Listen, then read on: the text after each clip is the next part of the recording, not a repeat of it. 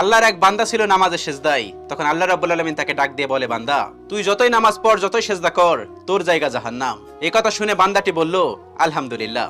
আল্লাহ তখন বলে, এই বান্দা, জাহান্নামের কথা শুনে কেউ আলহামদুলিল্লাহ কয়? বান্দা তখন বলে, আল্লাহ, জাহান্নামের মালিকও তুমি, জান্নাতের মালিকও তুমি।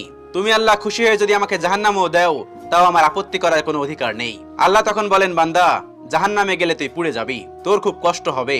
বান্দা তখন বলতেছে, আল্লাহ, কষ্ট শুধু আমার হবে না, তোমারও হবে।